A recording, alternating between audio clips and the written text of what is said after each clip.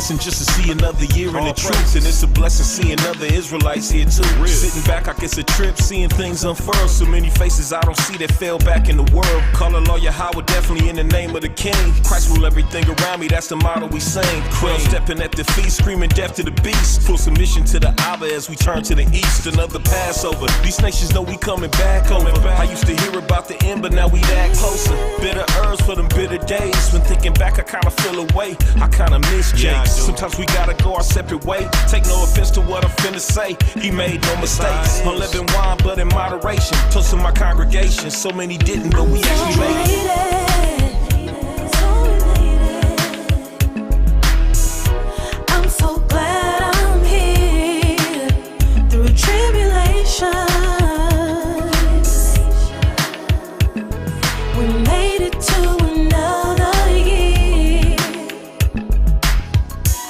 I count my blessings that I'm still standing. Sometimes this flesh be getting so demanding. Don't wanna ever take this gift for granted. Had it not been for your house, I wouldn't have it. Man, grace and mercy, I was never worthy. Your living water got us never thirsty. You the lamb, you the sacrifice. We ain't deserve it, but you gave your life. You did that. So here's a toast, this represents your blood. The second Adam, cause of you, we made it out the mud. Fresh girl with a fresh dew. Bump these styles, smell like we do this to impress you. That's it. Melanated, we the real Jews. Deuteronomy 28, we done paid dues. First fruits, that mean we top tier. Mom and pops, we done made it to another year.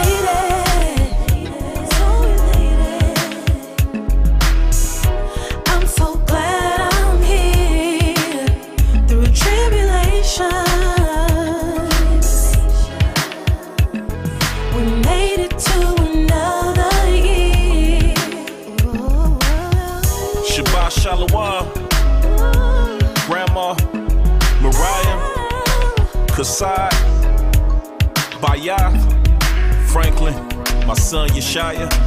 See y'all in paradise. Most High willing. Some of the rest of y'all, the water Yahweh, tribe.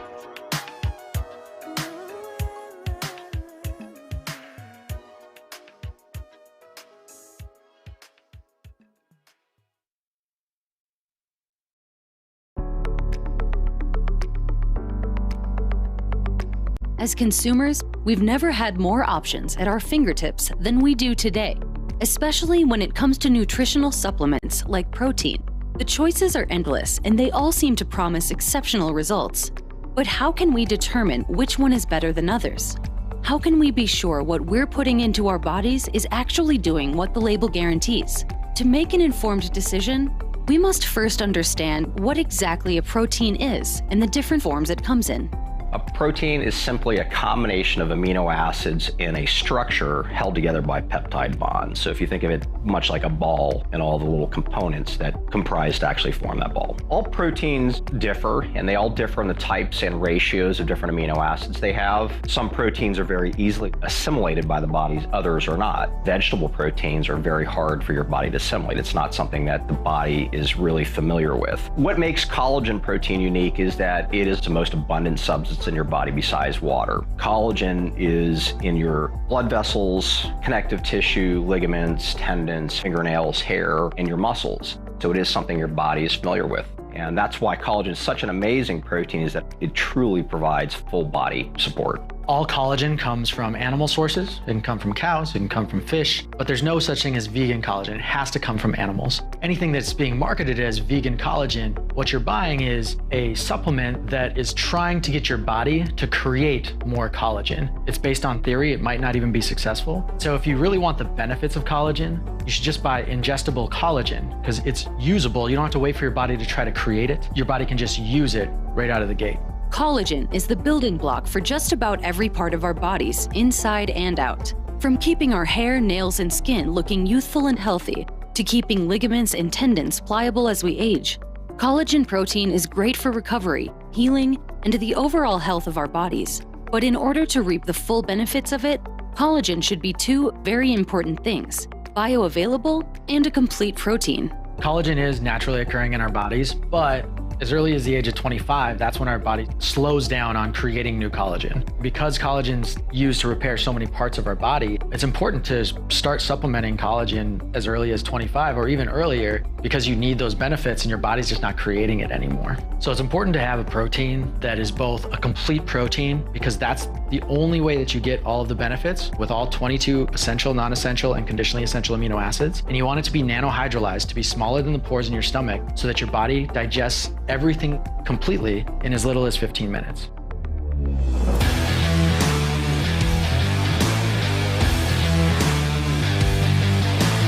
Developed by former Navy SEALs, Frog Fuel and Pro-T Gold are the most bioavailable collagen proteins on the market.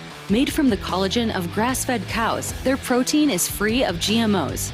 Fortified to be a complete protein and is nanohydrolyzed to be smaller than the pores in your stomach. Most consumers are actually really paying attention to the front of the label, which talks about the grams per serving. And what they're really missing is the understanding of product assimilation or bioavailability. Because that's more important, because it doesn't matter how many grams of protein that you take if your body can't make that protein usable and all you're doing is excreting it as waste. We manufacture a protein down to 2,500 Daltons, which is roughly half the size that a human pore within the digestive system can absorb. The advantage we have is that we do have two brands that are essentially the same formula, but we are a clinical product. The reason that's important is because every claim that we make, we have to back by a proven study. Pro-T Gold is our clinical brand. We currently use that for the treatment of over 14 different medical indications, and that list of indications is growing. And number one use of our product is post-surgical wound healings, proven to heal wounds 2 times faster. We consider collagen in its own category, and we call that category lifestyle, meaning that it's adaptable to different individuals that have different needs. You have individuals in a clinical setting that have clinical needs. You have those that are participating in sports at a very elite level, and then you have those who just want to live an everyday, healthy, active life. This product is made for everybody, especially any individual who wants to continue to live an active, healthy lifestyle.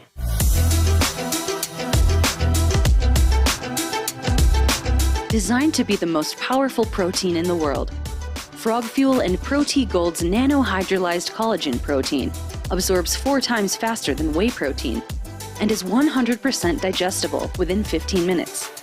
Each product is portable, ready to drink, and requires no mixing.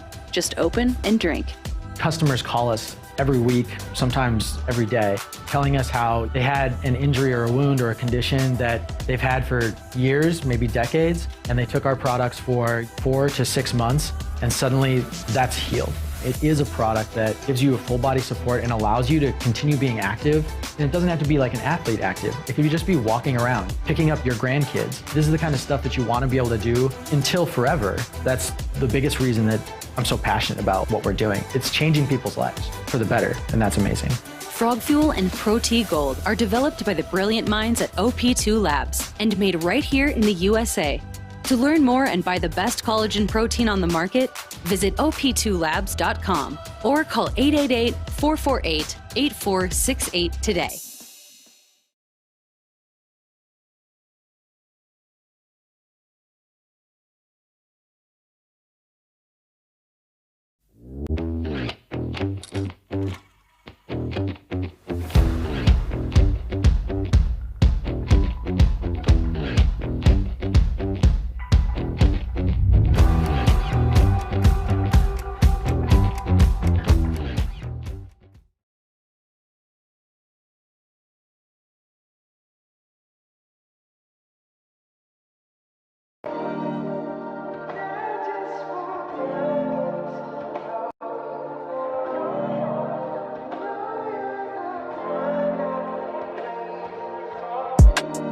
After all of the smoke clears, your ride or dies, we gon' be here.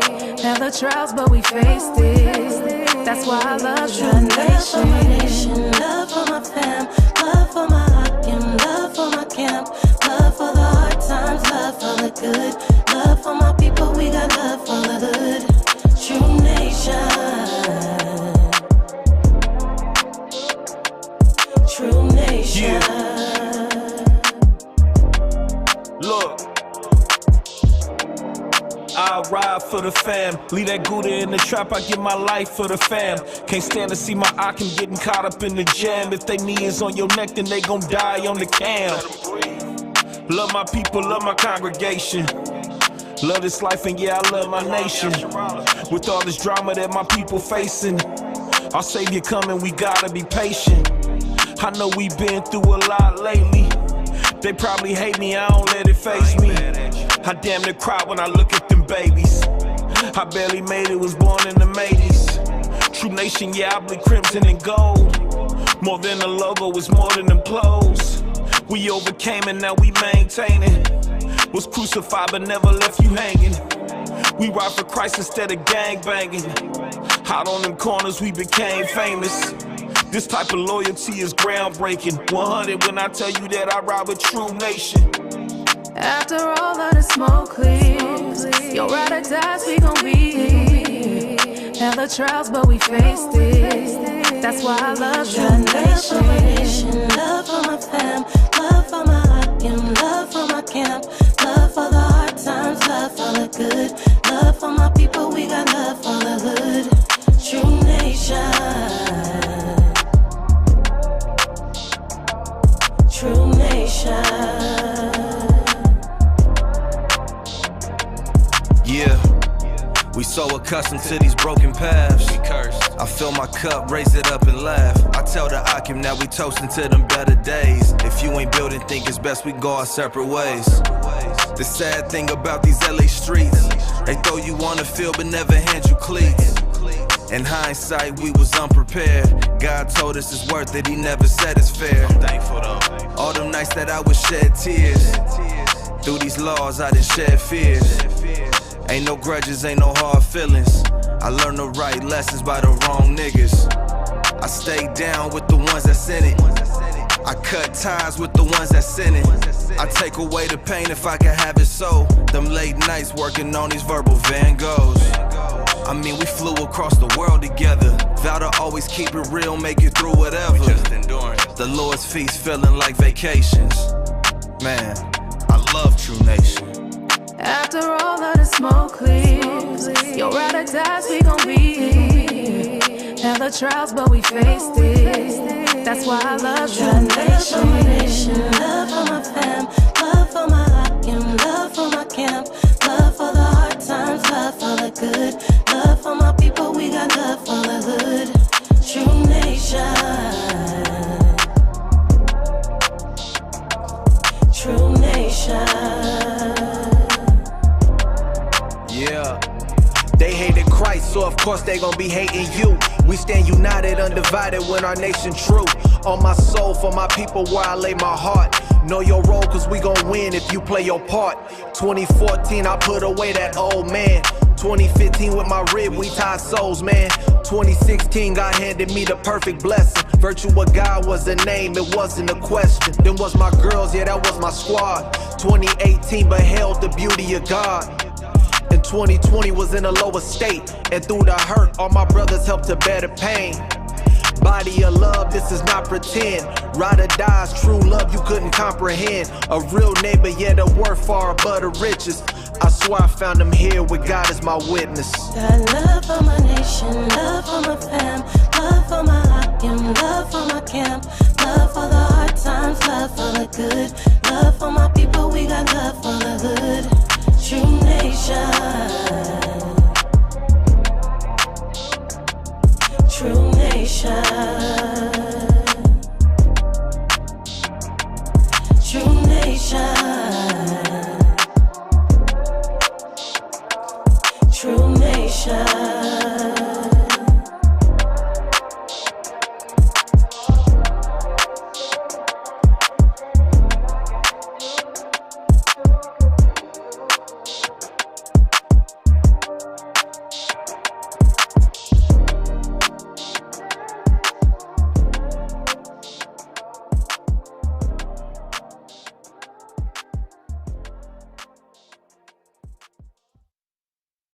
At Keeps, our mission is to keep your hair, whether it's this hair or this hair.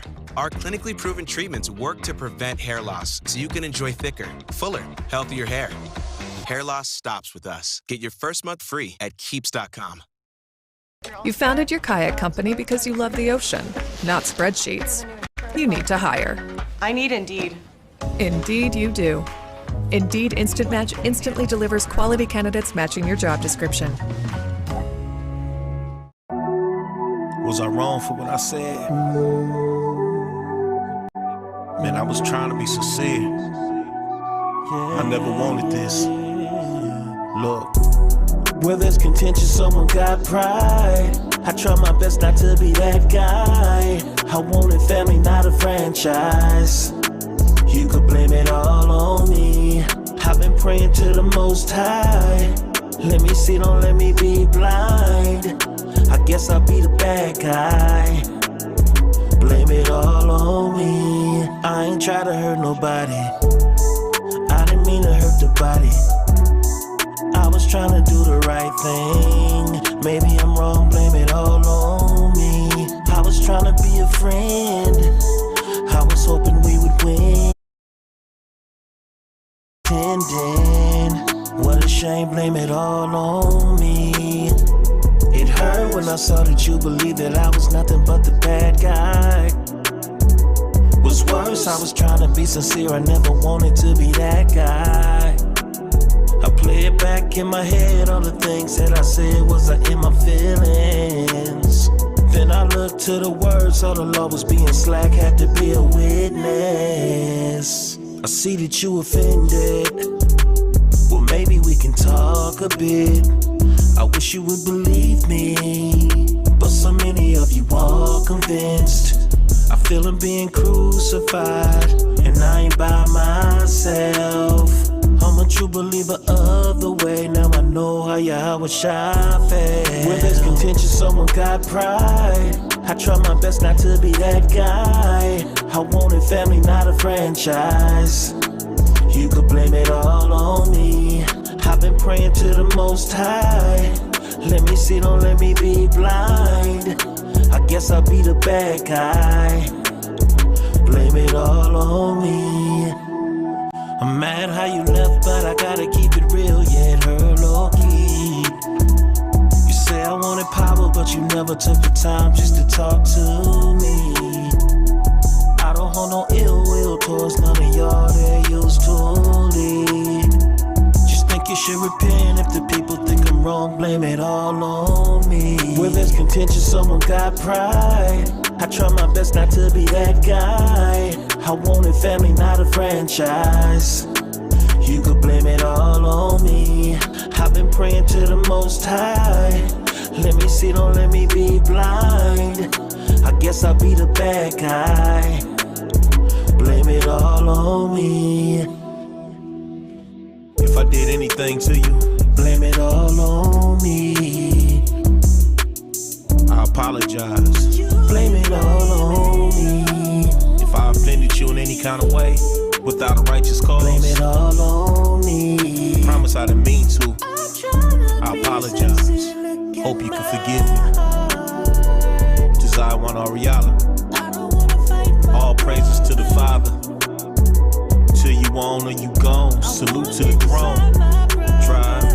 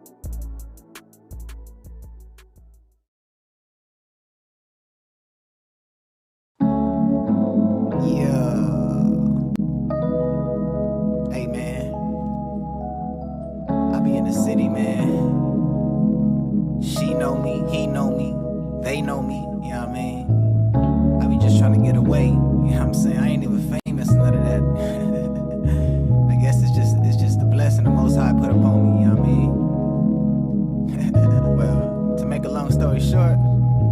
I'm too popular. I'm too popular. I'm too popular. I'm too popular.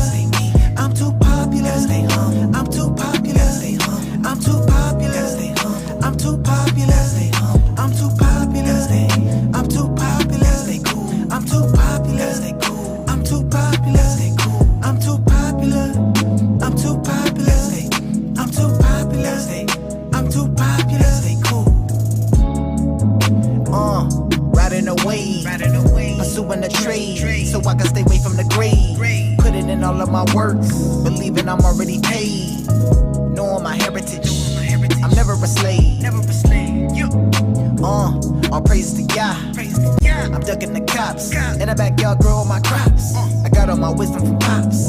Scraping up all of my riches and being content with whatever I got. You feel me, right? Right. So I can stay blessing my people and never give up. You feel me, right? All my people unite. You know that it's time to do right. So that we can do what we like. You gotta lift up your head when you fight. I'm on my knees praying every night. Politicking with the tribes. Putting all my pieces to the puzzle together so I can live a good life. In the name of Yahweh Shai. I do this for my people. I gotta keep it peaceful. Better mind your own business. That's the only thing that I can teach you. Gotta keep my foot away from evil. Keeping it G so I can lead you. Spreading my wings just like an eagle. Don't call me African, homie, I'm Hebrew. I'm too popular. I'm too popular. I'm too popular. I'm too popular. I'm too popular. I'm too popular. I'm too popular. I'm too popular. I'm too popular. I'm too popular. I'm too popular. I'm too popular. I'm too popular. I'm too popular. I'm too popular. I'm too popular. You gotta know your worth, so you can break the curse. Y'all come from the dirt, so whatever it is, just make it work. If it's like the church, if they misleading you, I speak the truth. I don't talk about what other people do. Yeah, I stay in my own lane. I'm done with the past, I'm done with my old shame. I'm making a difference. You know that I'm gifted. I don't talk it, I live it. I was made in Yah's image. I stay on my toes, I'm persistent. Right. It might cost me my life, but I risk it. Right. Right. You know I'm poetic. The meek shall inherit the earth. I'm just being prophetic. Lately I've been tracing my family tree. Lately I've been focusing on just me. I'm too popular. I'm too popular. I'm too popular. I'm too popular. I'm too popular. I'm too popular. I'm too popular.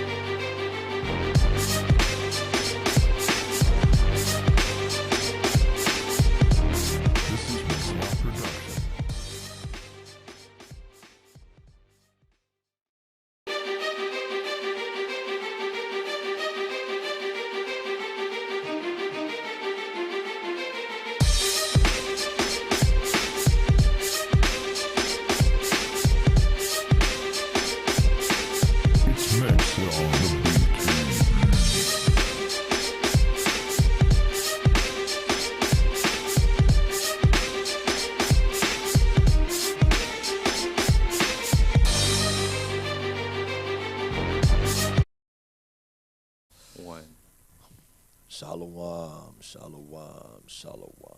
Shalom, Israel. All praise to the Most High. We halfway through the week. And, you know, we always try to do on Wednesdays. We try to edify the people, feed the sheep. give them some history, some accurate history to strengthen their foundation, to give them a better understanding of their history.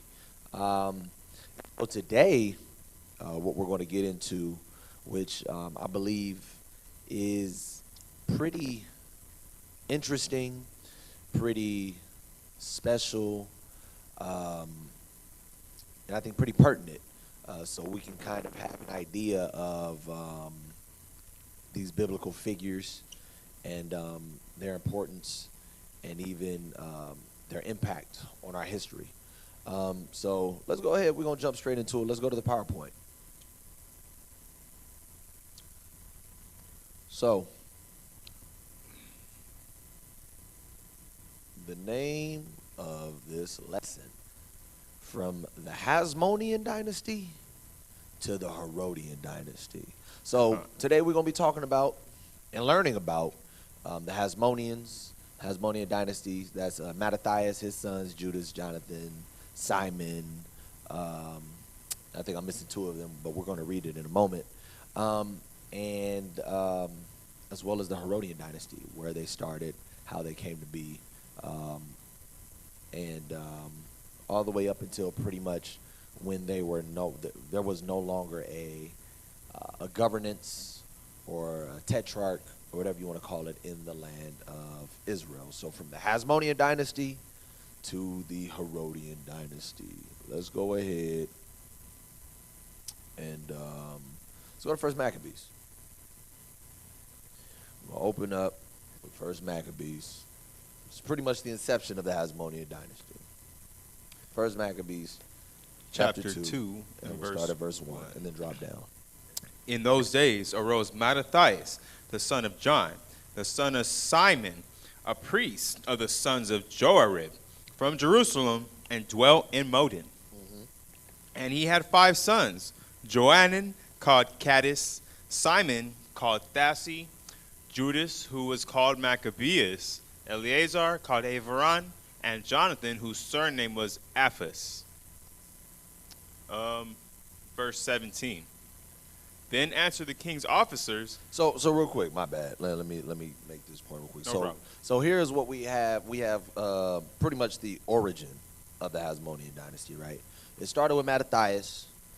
He had 5 sons, and we're going to see that we're about to read into, which we've read, I think, over the past month of November, about the Maccabean revolt. And this is the inception of where we get the Hasmonean Dynasty. You had this family of righteous individuals that said, we're not going to roll with the king's commandments. It's just not going to happen, and you cannot make us do it. And this was Mattathias and all of his sons and those that followed them. So now we're going to see the inception of the Maccabean revolt. Drop down to verse 17. 17. Then answered the king's officers and said to Mattathias on this wise, Thou art a ruler and an honorable and great man in this city, and strengthened with sons and brethren. Now therefore come thou first, and fulfill the king's commandment, like as all the heathen have done, yea, and the men of Judah also, and such as remain at Jerusalem. So they came to Mattathias, and they said, look, we know everybody listen to you. We know that you the man.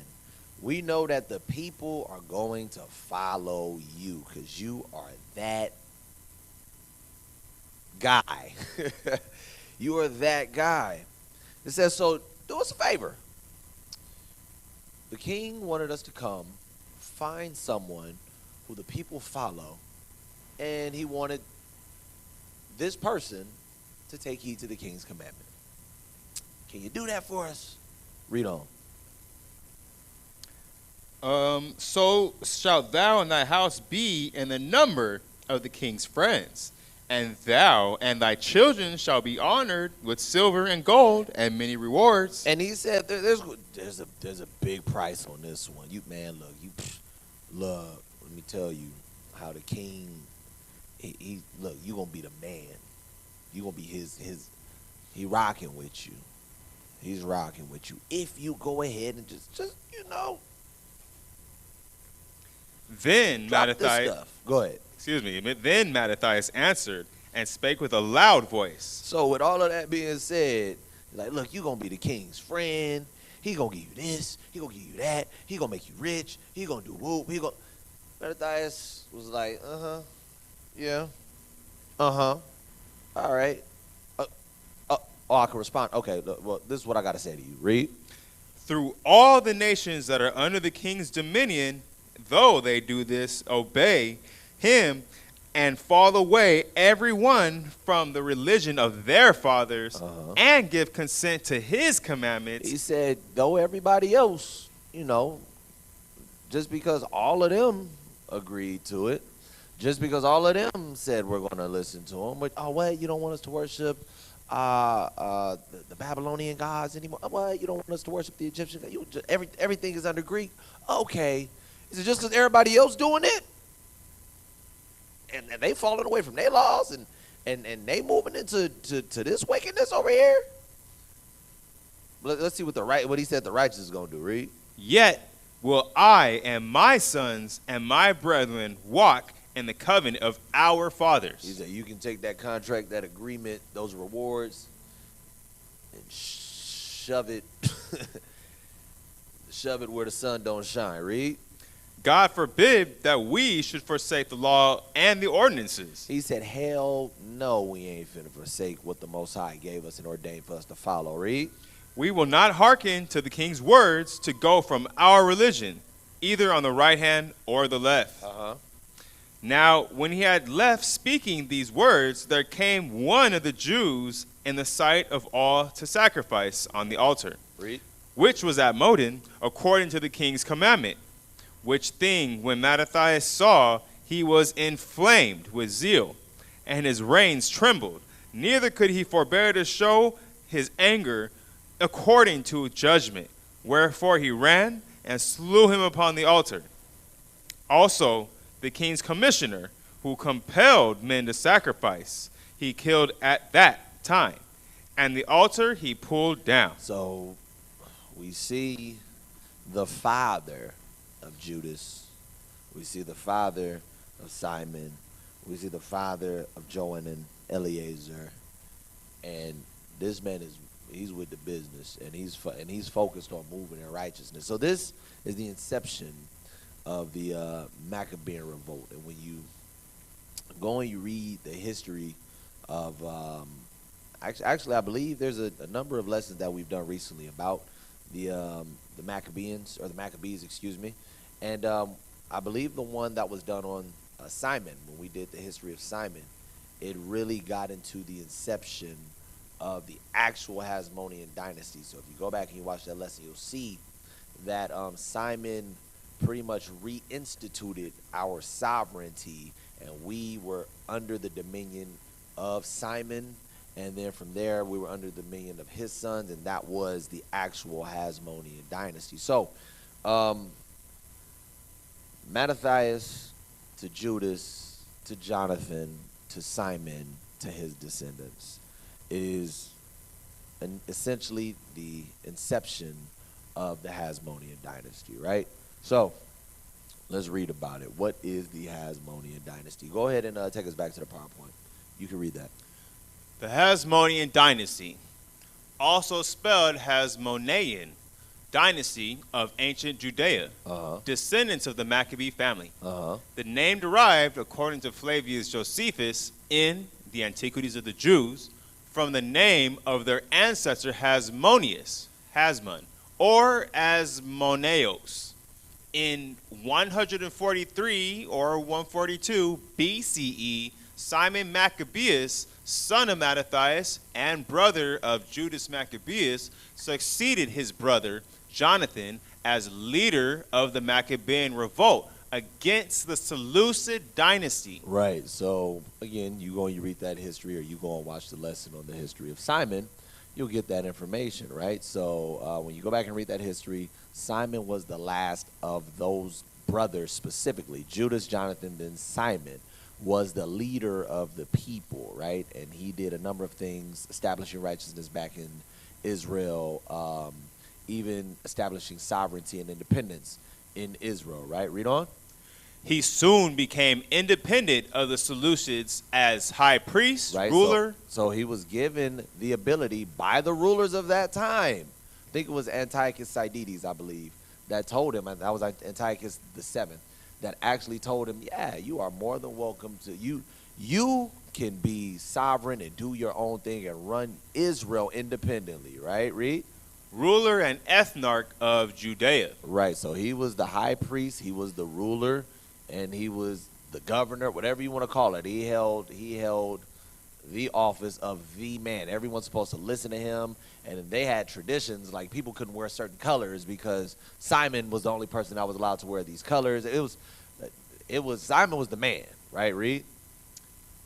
The offices were hereditary. Uh-huh. And Simon thus became the first of the Hasmonian Dynasty. Right. So, technically speaking, Mattathias and Judas and Jonathan, they are a part of the Hasmonian Dynasty. But when we're speaking of when the revolt was over, when righteousness was reestablished, when Israel received its independence from the Seleucid Empire and was granted sovereignty, that started with Simon. So technically speaking, Simon is the progenitor of the Hasmonean dynasty because he was the first ruler once they declared once they were granted their sovereignty. Read. He was succeeded by his son John Hyrcanus the first, Aristobulus the first, Alexander Jannaeus, and his widow Salome Alexandra, Aristobulus the second, John Hyrcanus the second, and the last Hasmonian, Antigonus, who was deposed and executed by the Romans under Mark Antony. Right. So here we see a list of the Hasmonean dynasty rulers. Like I said, technically speaking, and that's why Simon is highlighted, Simon was technically the very first Hasmonean dynasty ruler. Mattathias was the initiator of the Maccabean revolt. Judas and Jonathan fought for righteousness. Simon fought for righteousness. And when we got to Simon, before he was murdered by his son-in-law, he had established the independence of Israel to be ruled and governed by their own people. So we see Simon is first. John Hyrcanus, which was his son, was second. Aristobulus the first, was third. Alexander Jannaeus, Queen Salome, Aristobulus the second, Hyrcanus the second, and Antigonus Mattathias was the last. So we have 8 rulers of the Hasmonean dynasty. So we read about this before, but let's touch it again. Simon Thasai, go ahead and read that.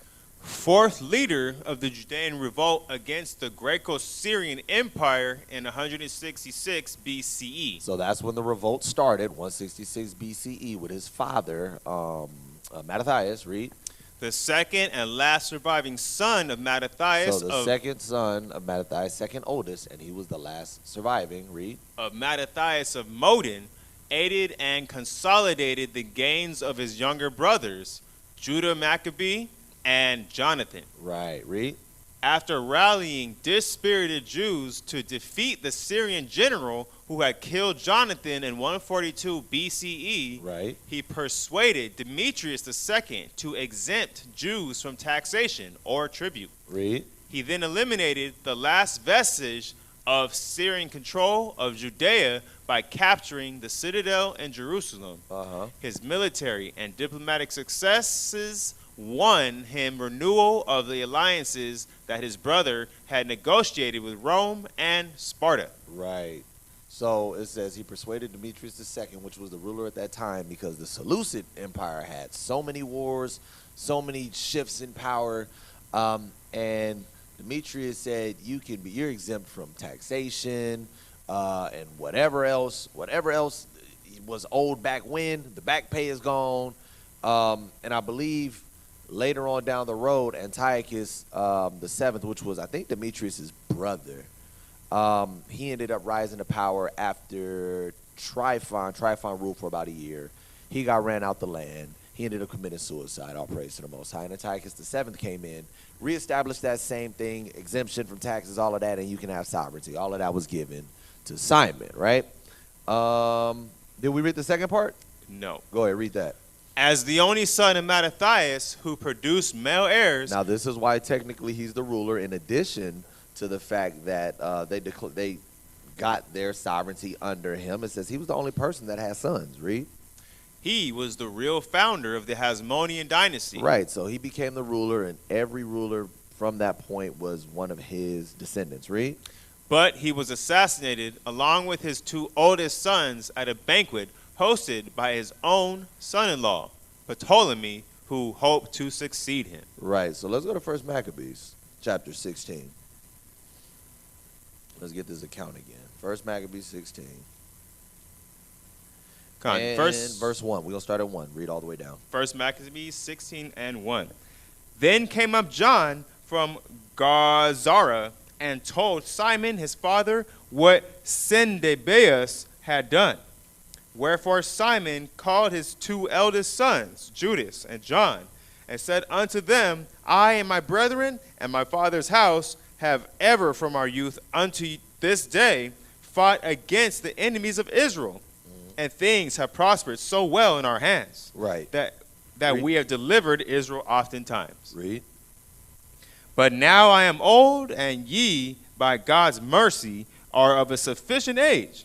Be ye instead of me and my brother, and go and fight for our nation. Read. And the help from heaven be with you. So he chose out of the country 20,000 men of war with horsemen, who went out against Sendebeus and rested that night at Modin.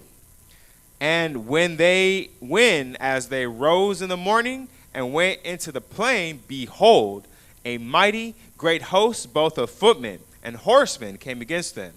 Howbeit, there was a water brook betwixt them. So let's drop down to... Let's drop down to verse 9. At that time was Judas, John's brother, wounded, but John still followed after them until he came to Cedron, which Sendebeus had built. So they fled even unto the towers in the fields of Azotus. Wherefore he burned it with fire, so that there were slain of them about 2,000 men. Afterward he returned into the land of Judea in peace. So John and Judas. Judas was the son of John Hyrcanus. Was the son of Simon. John and Judas went to war. Simon said, me and my brothers, we fought for years. It's y'all turn to go fight for righteousness. So that's what they did. They went and fought Sendebeus, and they whooped on them. They killed them. Went back to Israel in peace. Right. Verse 11. Moreover, in the plain of Jericho was Ptolemy, the son of Abubus, made captain, and he had abundance of silver and gold. Right. Read. For he was the high priest's son-in-law. So they say that this is Simon's actual son-in-law, right? So it says Ptolemaeus, the son of Abubus, was made captain, and he had great riches because he was the priest's son. Now, remember, the high priest was the man. He was like the man at that time. So whatever he wanted, he got. If you were his family, you got it, right? Now watch this, 13, read. Wherefore his heart being lifted up, he thought to get the country to himself, and thereupon consulted deceitfully against Simon and his sons to destroy them. Now Simon was visiting the cities that were in the country and taking care for the good ordering of them, at which time he came down himself to Jericho with his sons, Mattathias and Judas, in the 167th year, in the 11th month, called Sabbath. Right. So Ptolemaeus was like, I want this land for myself. I'm finna try to get this land for myself. Read. Where the son of Abubus, receiving them deceitfully into a little hold called Docus, which he had built, made them a great banquet, howbeit he had hid men there. So he set up Simon. He set up his father-in-law. He set up his brothers-in-law to kill them. Read. So when Simon and his sons had drunk largely, Ptolemy and his men rose up and took their weapons and came upon Simon into the banqueting place and slew him and his 2 sons and certain of his servants. Right. So now Simon had a few sons, right? And let me see if I can pull this up.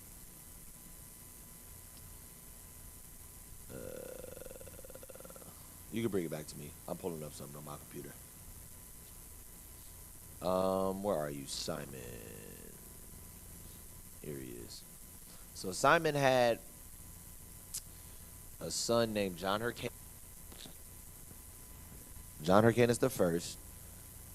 He had Mattathias. He had a son named Mattathias, and he had Judas. So Judas and Mattathias were the ones that were with him, right? And it says him and his 2 sons were murdered, right? Read on. In which doing he committed a great treachery and recompensed evil for good. Then Ptolemy wrote these things and sent to the king that he should send him and an host to aid him, and he would deliver him the country and cities. Right, read. He sent others also to Gazara to kill John. To kill John. John is John Hyrcanus, which ended up being the next ruler. So just so you have an idea of what's going on, Simon ruled for approximately, 8 years, and he was murdered. He ruled for about 8 years. He was murdered. John Hyrcanus picked up shortly after that, right? So they're now sending a letter and hoping to send troops to go and kill his final son, John Hyrcanus the first. Read. And unto the tribunes he sent letters to come unto him, that he might give them silver and gold and rewards. And others he sent to take Jerusalem and the mountain of the temple. Now one had run afore to Gazara and told John that his father and brethren were slain, and, quoth he, Ptolemy has sent to slay thee also. Right. So he was like, yo, somebody got to John first, all praise to the Most High. And they was like, yo, Ptolemy, your brother-in-law, he killed Simon, he killed Mattathias, and he killed Judas. And now he's sending people to kill you. Read. Hereof, when he had heard, he was sore astonished. So he laid hands on them that were come to destroy him, and slew them, for he knew that they sought to make him away. So he ended up killing those that tried to kill him. Read.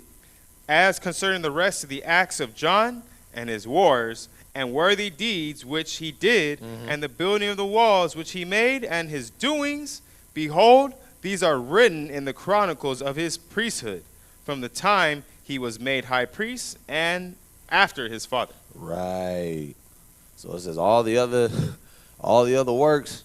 And what's so crazy is when you read, I think in 2 Maccabees, it talks about how they condensed the book. There's so much information we don't have, because they was like, look, if we put all of this in here, you'd never be able to read it all.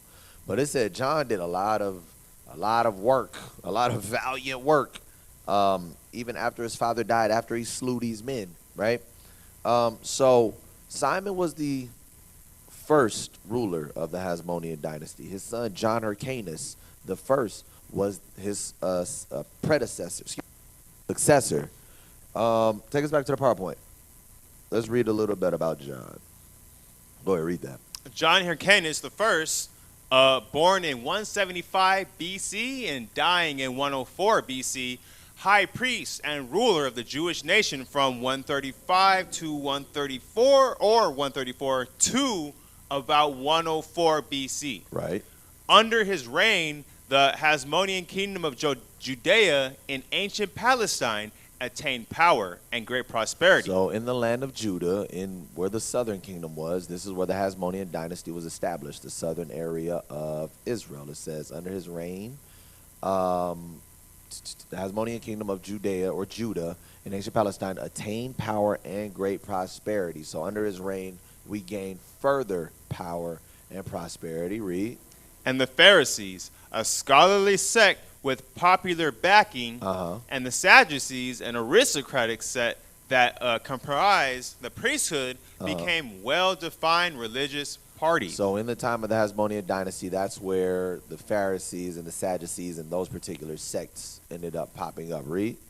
Hyrcanus was the youngest son of Simon Maccabeus, and thus a member of the Hasmonian Dynasty, so called after an ancestor named Hasmonius. Read. In 137 BC, he and his brother Judas commanded the force that heroically repelled the invasion of Judea, led by Sendibius, the general of the Syrian king Antiochus VII Sidetes. Right. So remember, we read that earlier. It said that Judas and Mattathias came to Simon and said, look at what Sendibius is doing. And Simon was like, we done ran our course. I done put in my work. He said, y'all old enough now. Y'all need to go fight that fight for us. That's what they did. And those two brothers were also the ones that got killed by Ptolemy with their father when they went and had that banquet. Read on. That's it for this PowerPoint.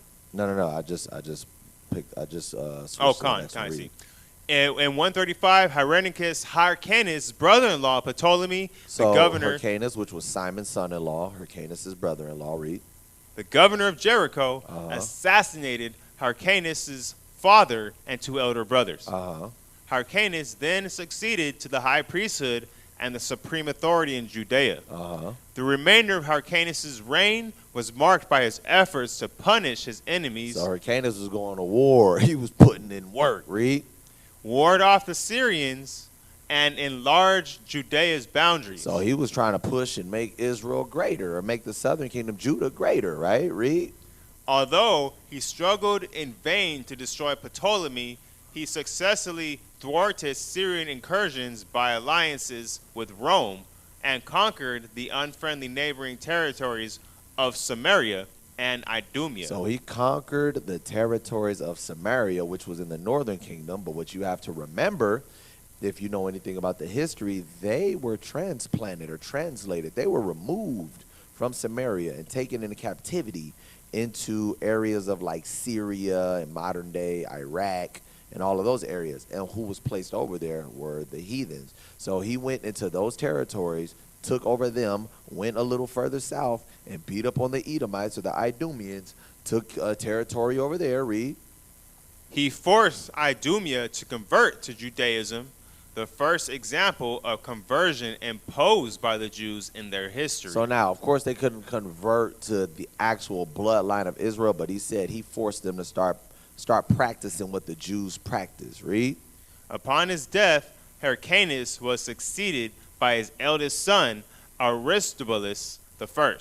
Read. Hyrcanus' reign was the last under which Judea was a powerful united state. So Hyrcanus was the last ruler where there was power, there was respect, there was prestige.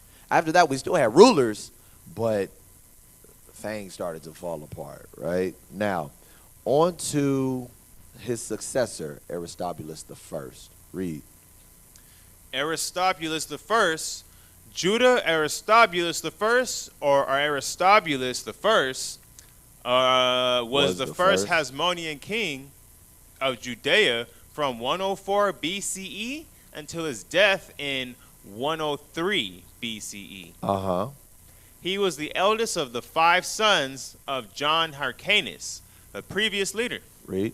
Josephus states that he was the first Jew in 483 years and 3 months to have established a monarchy since the return from the Babylonian captivity. Right, now watch this, read.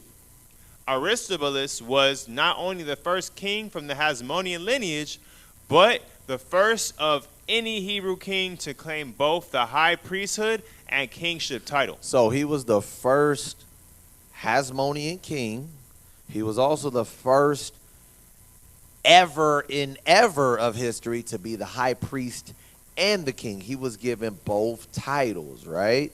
This was after, again, Simon, who was only the high priest. He was the ruler. The people listened to him. He led the people, but he never took on the title of a king. John Hyrcanus never took on the title of a king. Then we have Aristobulus, who decides, I want to be the king, and I'm going to be the priest. Read.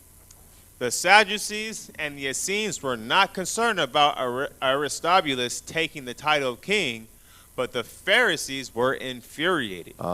They felt that the kingship could only be held by the descendants of the Davidic line. Because biblically speaking, that's what the scripture said.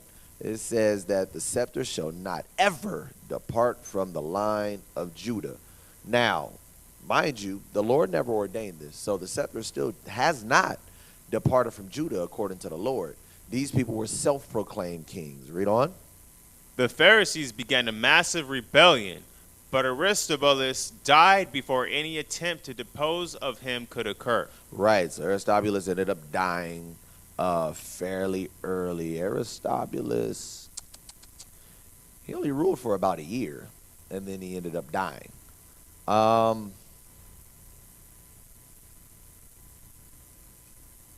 Let's move on to the next one. So this is just, we're giving a synopsis, an understanding of the actual rulers of the Hasmonian Dynasty, because that's what we're learning. We're learning the history of our forefathers from the Greek captivity all the way up until the Herodian Dynasty in the time of Christ. What was going on in that time? So now we're on Alexander Janus. Read. Alexander Janus was the third son of John Hyrcanus by his second wife. When Aristobulus the first, Hyrcanus' son by the first wife, became king, he deemed it necessary for his own security to imprison his half-brother. Aristobulus died after a reign of 1 year. So that was, what we read about earlier. Aristobulus the first only reigned for about a year, and then he died, right? Read on. Upon his death, his widow, Salome Alexandra, had Alexander and his brothers released from prison. One of these brothers is said to have unsuccessfully sought the throne. So the other brother was, let me see if I have it right here. Okay, no, it doesn't say. I think the other brother, actually, yes. Aristobulus ruled from 104 BC to 103. Then he died. Alexander Janus and his brother's name was Antigonus. So his brother Antigonus was the one that tried to seek the throne, and he failed at it, right? So Alexander Janus, or Yanai, depending on the chart that you see and depending on the time in which it was written, he ended up being the successor. Read. Alexander, as the oldest living brother, had the right not only to the throne, but also to Salome, the widow of his deceased brother, who had died childless. And although she was 13 years older than him, he married her in accordance with Jewish law. Right, so this is Alexander was the oldest living son, but he also had the right to Salome, the widow of his deceased brother being Aristobulus, who didn't have any children, right? Now, he said, according to the quote-unquote Jewish law, which was the duty to a brother's wife, which can be found in Deuteronomy chapter... Where's that bad boy at?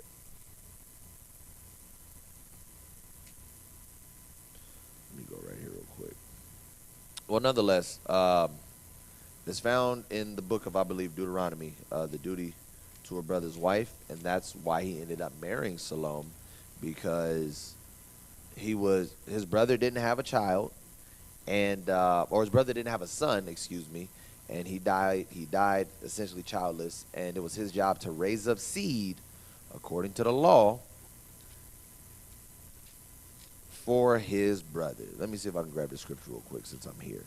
Deuteronomy 25. Let's go to that real quick. Deuteronomy chapter 25. 25 and snap. Deuteronomy 25 and verse 5. Start at verse 5. We read down to verse 10. If brethren dwell together, and one of them die, and have no child, the wife of the dead shall not marry without unto a stranger.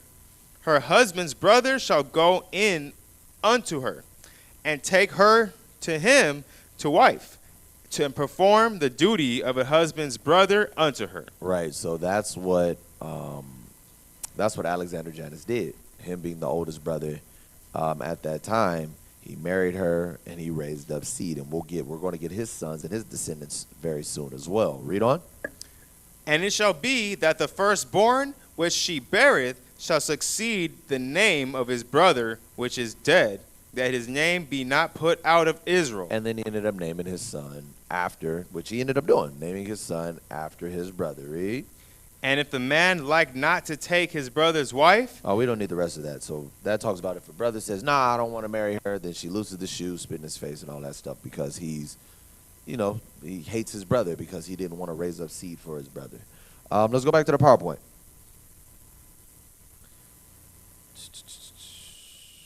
So Alexander, as the oldest living brother, had the right not only to the throne, but also to Salome, the widow of his deceased brother, who had died childless. And although she was 13 years older than him, he married her in accordance to the law. By her, he had 2 sons. The eldest, which was Hyrcanus II, became high priest in 62 BCE, and Aristobulus II, who was high priest from 66 to 62, and he was the one that started a bloody civil war with his brothers. So Hyrcanus and Aristobulus were at war with one another, ending in his capture by Pompey the Great. Let's, next slide. Read on. Alexander Janus continued. Like his brother, Alexander was an avid supporter of the aristocratic priestly faction known as the Sadducees. So they were big proponents of the Sadducees, right? Aman, come do me a favor. Come open the door. Con. It says, like his brother, Alexander was an avid supporter of the aristocratic priestly faction known as the Sadducees. So again, you had a number of factions in Israel. You had the Pharisees, you had the Sadducees, you had the Ebionites, you had the Zealots, you had the Essenes, and the Sadducees were the ones that the Hasmonian Dynasty favored. It says his wife, Salome, on the other hand, came from a Pharisaic family. So Salome was a Pharisee. And her brother was Simeon ben Shatach, a famous Pharisee leader. So let's read on.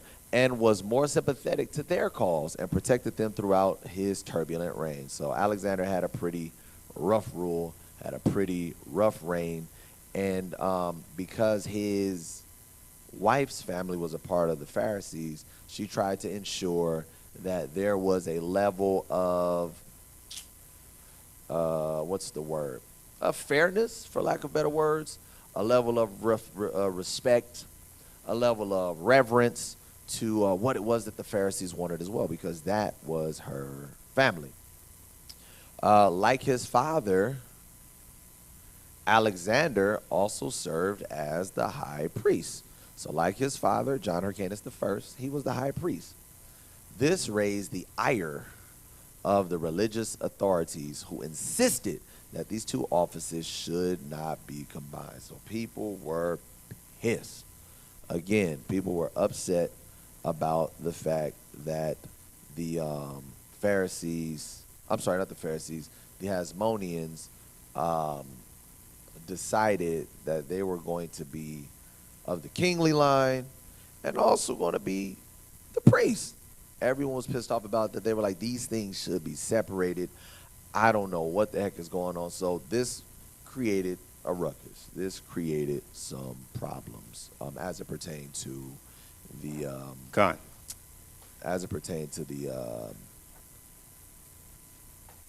what is it called? The office of the priest. Did I? Let me see something. 1 second. Let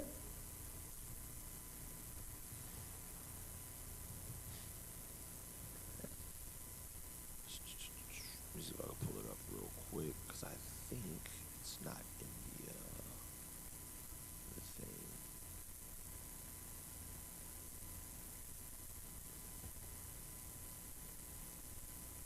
Okay, I remember that.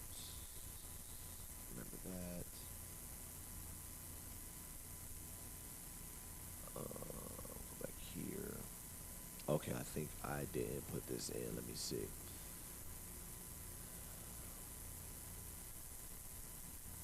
Here we go. In the opinion of the Pharisees, where is it? Was a questionable desecrated priest. Rumor had it that his mother was captured in Modin and violated. And in the opinion of the Pharisees, he was not allowed to serve in the temple. So the Pharisees felt that Alexander Janus was not fit to serve in the temple. And this infuriated the king, and he sided with the Sadducees, who defended him, which again, he had a favor toward the Sadducees. This incident led the king to turn against the Pharisees, and he persecuted the Pharisees until his death. So as the king and the high priest, he had this thing about he wasn't rocking with the Pharisees from that point on, because the Pharisees said that you're not fit to serve as a priest. And so he was pretty much at war with them and persecuting them up until his death. Let's go ahead and move on to Aristobulus the second, which is the son of Alexander Janus. So we've touched on, to run back, we've touched on Simon, who was technically the originator of the Hasmonian Dynasty. John Hyrcanus the first, Alexander Janus. Now we're on Aristobulus the second. Let's read. Aristobulus II died in 49 BC, the last of the Hasmonian, the Maccabean kings of Judea. On the death, which was 67 BC, of his mother, Salome Alexandra, he succeeded to the throne, defeating his brother and rival, John Hyrcanus II. So John Hyrcanus II, his blood brother, he fought with to gain the throne. Because when Janus died, his wife ruled, Queen Alexandra, or also known as Salome. She ruled for about 9 years. Then Aristobulus II ruled after she died. So she died after 9 years of ruling, right? It says he succeeded the throne, defeating his brother and rival John Hyrcanus. So they were fighting for the throne, basically. Read.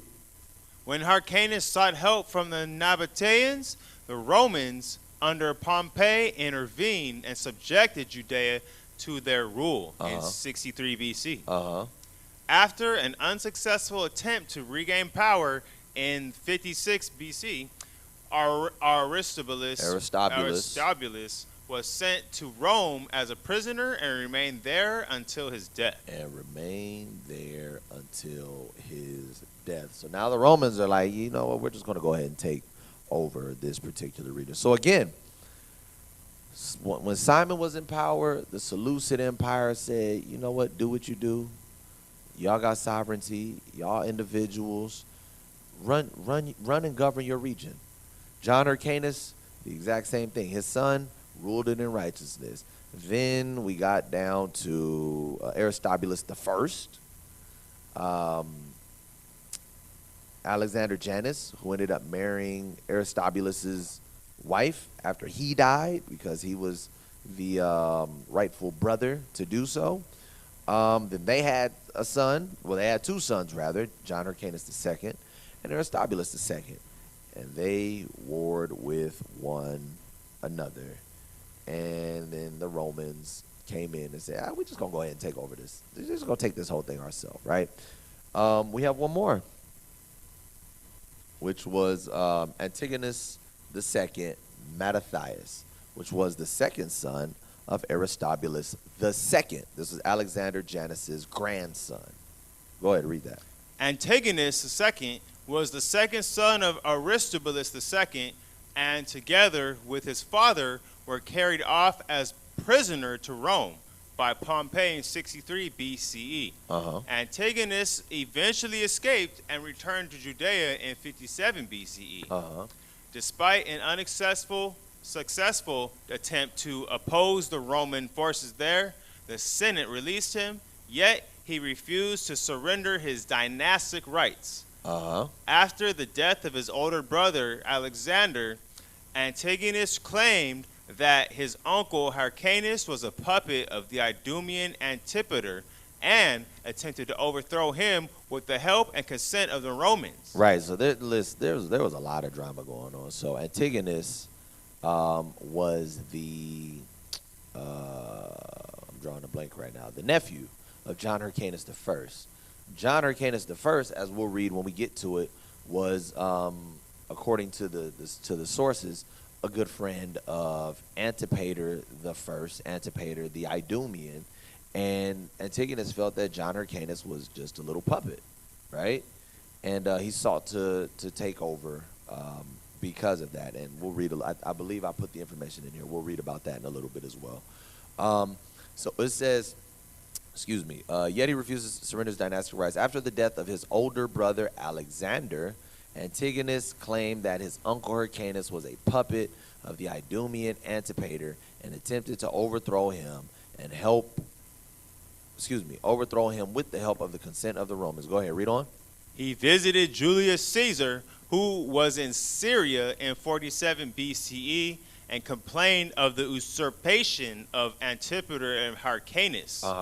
In 42 BCE, he attempted to seize the government of Judea by force with the assistance of his brother-in-law Ptolemy. This is a different Ptolemy, right? It says the son of Menneus, not the son of Abubis. Read. But was defeated by Herod. But he ended up getting defeated by Herod. So what happened there? So after Hyrcanus had died, we had, which one was it? Let me see. Where is it? Here it is. I'm sorry, it was Hyrcanus II, not Hyrcanus I. So Antigonus Mattathias was the son of Aristobulus II. He felt that his uncle, who, remember, Aristobulus and Hyrcanus were fighting with one another.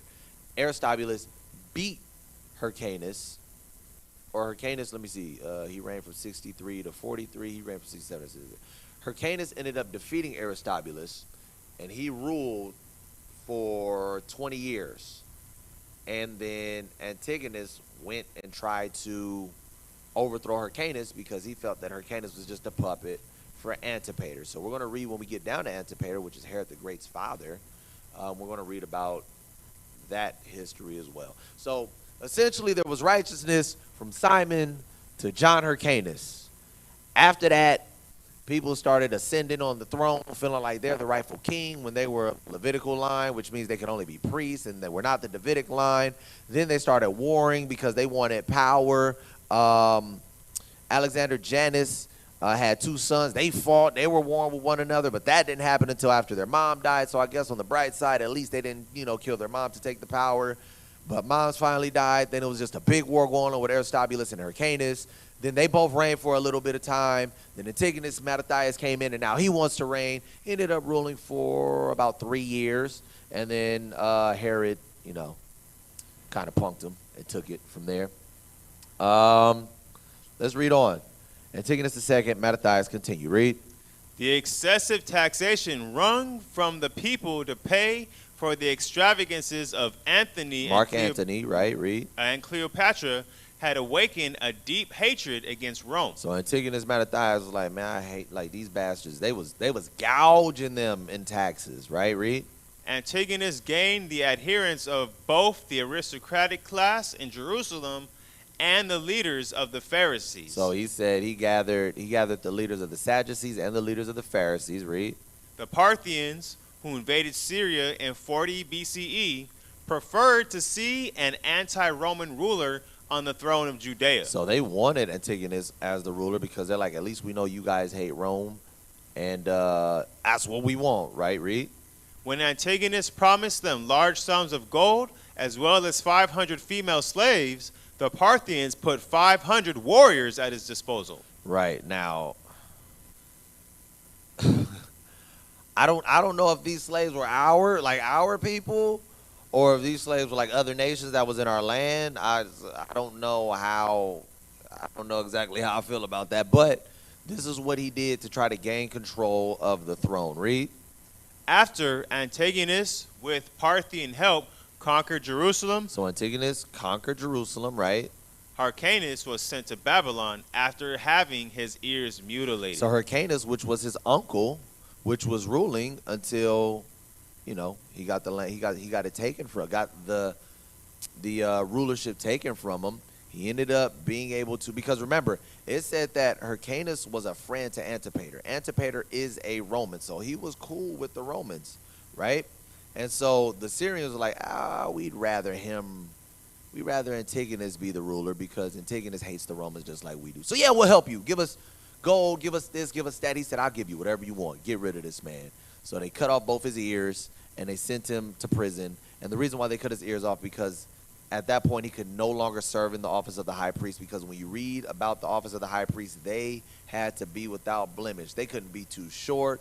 Their nose couldn't be too long. They couldn't sweat. They couldn't have one missing toe. Like they had to be pristine. Otherwise they could not be in the office of the priest. So they mutilated him and then sent him off. Read.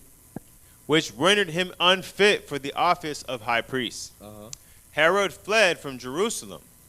In 40 BCE, Antigonus was officially proclaimed king and high priest by the Parthians. Right. So we see that Antigonus ended up gaining rule. There was a 3-year stretch. And I believe this 3-year, let me see if it's on there, because I think, no, it's not on here. Okay. So there was a 3-year stretch where none of the Hasmonian, no one was, ruling as far as Hasmonian succession was concerned, right? So we're going to continue to read on. There's a little more on Mattathias. Read on. Following the conquest of Jerusalem by the Parthians, Herod fled quickly from Masada to Rome. Right, so it says the Parthians conquered Jerusalem. Remember, they were doing this for Antigonus. It says Herod got up out of there, right?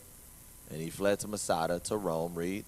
Where he was nominated in 40 BCE as the new king of Judea. So when he fled, he got the actual decree to be the ruler of Judea or Judah or the southern kingdom, right? Read. In the Latin, Rex Socius et Amicus Populi Romani, allied king and friend of the Roman people. Right, read. By the Senate on the recommendation of the triumvir Mark Antony. Right. On Herod's return to Judea from Rome in 39 BCE, he opened a campaign against Antigonus and laid siege to Jerusalem. Right, so he went back and he conquered Jerusalem. He laid siege on there. So what? Read on.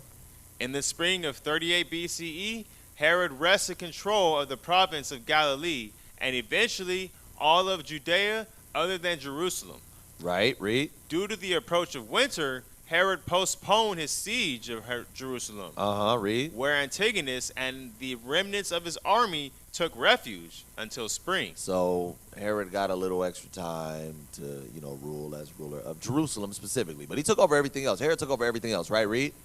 Herod and a supporting Roman army were kept out of Jerusalem for 3 to 5 months. But the Romans did eventually capture the city. However, the supporters of Antigonus fought until the Romans reached an inner courtyard of the temple.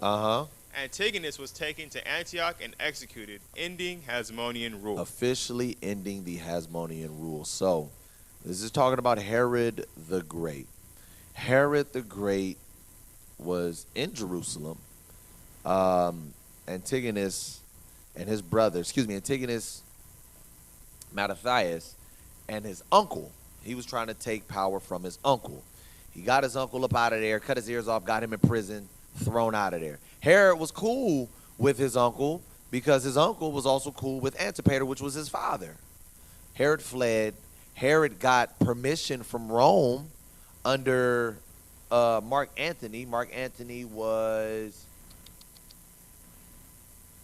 let me see. Let me see if I can actually get a definition for this. Okay, I guess essentially Mark Antony was like a governor. It called him a triumvir, which pretty much it says a triumvir is one of a commission or ruling body of three. So he was a ruler at the time. He was a leader at the time. And he gave Herod the okay to rule over Jerusalem. And Herod said, well, I'm going back. I need an army because I need to, they ran me up out of there. He said, all right, don't worry about it. Take your army and go get the region that I gave to you, right? So he ended up besieging all of Judah, all of the land, killed Antigonus II, Mattathias, and that was the official end to the Hasmonian rule. He was actually the very last ruler.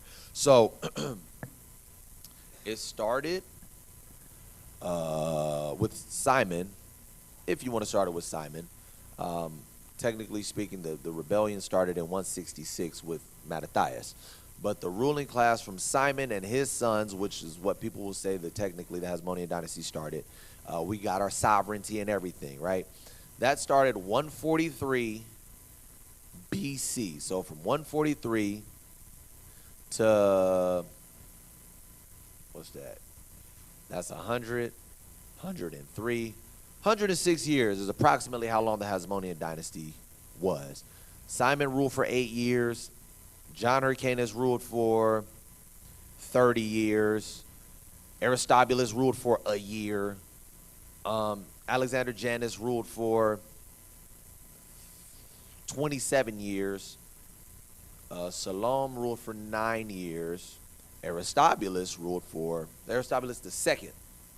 ruled for 4 years. Hyrcanus ruled for 20 years. Antigonus Mattathias ruled for 3 years. So the total reign was 106 years, the Hasmonian Dynasty, until Antigonus was defeated by Herod the Great. Let's go back to the PowerPoint. Let's read this. Antigonus II, Mattathias, continue. Josephus states that Mark Antony beheaded Antigonus in Antiquities 15, chapter 1, verse 2. Book 15, chapter 1, section 2, verses 8 and 9. Read on. Roman historian Cassius Dio says that he was crucified and records in his Roman history. These people, the Jews, Anthony entrusted to a certain Herod to govern. So see that? Mark Antony gave the rulership of Judea or Judah to Herod the Great to govern, and we're going to talk about him next because we're going into the Herodian dynasty. So the Herodian dynasty came after Simon's son, grandson, great-grandson, after Simon's great-great-grandson was killed, right? Read on. But Antigonus he bound to a cross and scourged and punishment, a punishment no other king has suffered at the hands of the Romans, and so slew him. And that was what was so crazy. They said this man was a king, and he got beat like a slave. Read. In his life of Anthony, Plutarch claims that Anthony had Antigonus beheaded.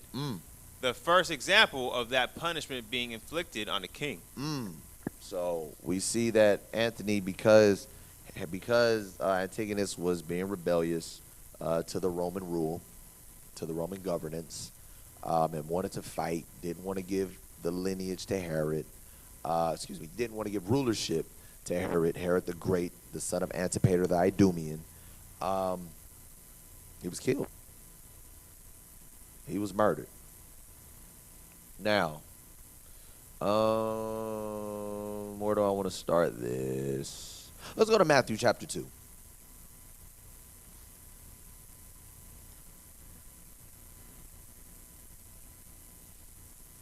Matthew chapter 2. And we're going to talk about this here Herod.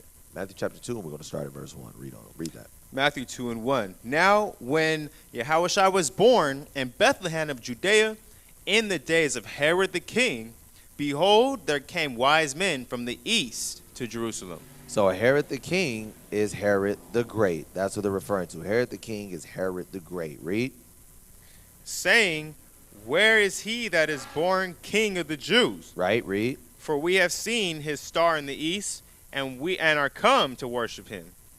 The king, they came to Herod the king, and they say, hey, where's the king of the Jews? Now, mind you, Herod was the king of the Jews at that time, right, read?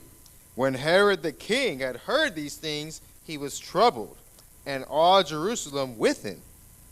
And when he had gathered all the chief priests and scribes of the people together, he demanded of them where Christ should be born. Where the anointed should be born, read. And they said unto him, in Bethlehem of Judea, for thus it is written by the prophet, and thou, Bethlehem, in the land of Judah, art not the least among the princes of Judah. For out of thee shall come a governor that shall rule my people Israel. And that's written in the book of Micah, Micah chapter 5 and verse 2 on down, right? So Herod the Great is trying to figure out where the hell is this king of the Jews, that's so-called. I'm the king of the Jews. But he knows what the scriptures say, or he knows that's, something got to give, right? So he's trying to find him now, right? Read on. Then Herod, when he had privily called the wise men, inquired of them diligently what time the star appeared. And he sent them to Bethlehem and said, go and search diligently for the young child. And when ye have found him, bring me word again, that I may come and worship him also. When they had heard the king, they departed. And lo, the star which they saw in the east went before them, till it came and stood over where the young child was. Read. When they saw the star, they rejoiced with exceeding great joy. And when they were come into the house, they saw the young child with Mary his mother, and fell down and worshipped him.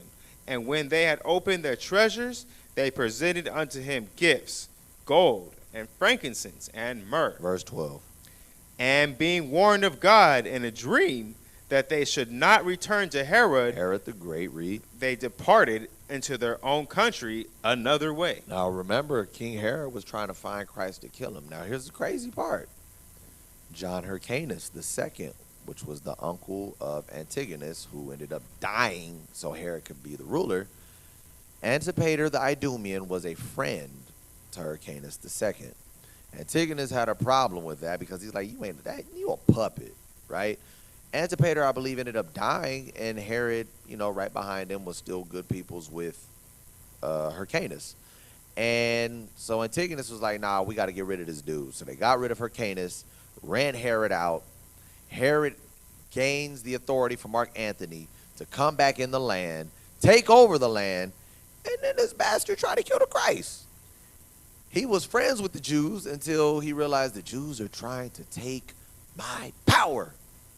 Who the hell is this king of the Jews? He's talking about Christ. And he was looking for Christ to get rid of Christ. Let's go back to the PowerPoint. So the Herodian dynasty is as follows. Antipas the Idumean, allegedly converted by the Hasmonians around 100 BC. Now remember, Hyrcanus, I believe. Let me see. I believe it was Hyrcanus. Or maybe it was Alexander Janus. Conquered the Idumeans and forced them to convert to be Jews. Let me see if I can pull this back up really quickly.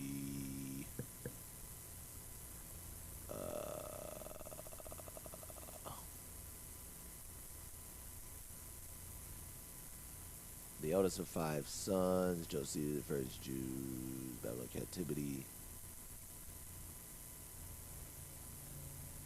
Yada, yada, yada. I forgot which Hasmonian. We just read it not too long ago. But I believe it may have been Alexander Janus. If I can find it, then, I'll pull it back up. But nonetheless, it says Antipas the Idumean, he was converted by the Hasmonians, so he became quote-unquote a Jew, meaning he started following the ways of the Jews. Antipas was, let me see if I can pull it up. Antipas was the father of Antipater the First. Now remember, Antipas is an Idumean. Antipater the First is an Idumean, meaning he's an Edomite. He had a son called Herod, Herod the Great. He also had a number of sons, Fasil the First, Joseph, Pheroras, and Salome the First.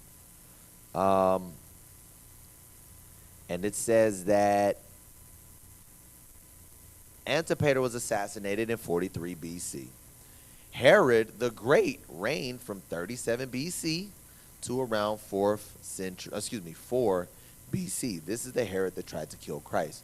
So this goes into, when Christ was born around 33 BC and died, of course. What is that? 1st century AD. And then the final ruler before Israel or Judea was completely just placed back into the province of Rome. There was no more tetrarch. There was no more your governor. No, you're just completely under the rulership of the king. It was Herod Antipas, which was the tetrarch, which we'll talk about him as well, right? So, Antipas the Idumean, father of Antipater the First, also an Edomite. Herod the Great, also an Edomite. Herod Antipas the tetrarch, which was, come on down. Let me get where's his reign? Herod Antipas. Aristobulus. I don't know where he's at. It's all good. But Herod Antipas, which was also a tetrarch, right? Now, let's get a reference out of Josephus. So Josephus, book 14, chapter 1, section 3, speaking on Antipater the First. Go ahead, read. But there was a certain friend of Hyrcanus, an Idumean called Antipater, who was very rich, and in his nature an active and a seditious man. Right. So again, this was Hyrcanus the Second. He was friends with Antipater, the Idumean, the Edomite, right? So even back then, we was friends with these devils. Okay. Who was a very rich man. So Antipater was a rich man. And in his nature, he was an active and seditious man. So he was against the government, right? Read. Who was at enmity with Aristobulus and had differences with him on account of his goodwill to Hyrcanus. So Aristobulus was, remember, Hyrcanus II's brother, and they were warring back and forth. And Antipater hated Aristobulus. Aristobulus was the first ruler before Hyrcanus II took over and ended up reigning, for that remainder of time. So Antipater was on the side of Hyrcanus.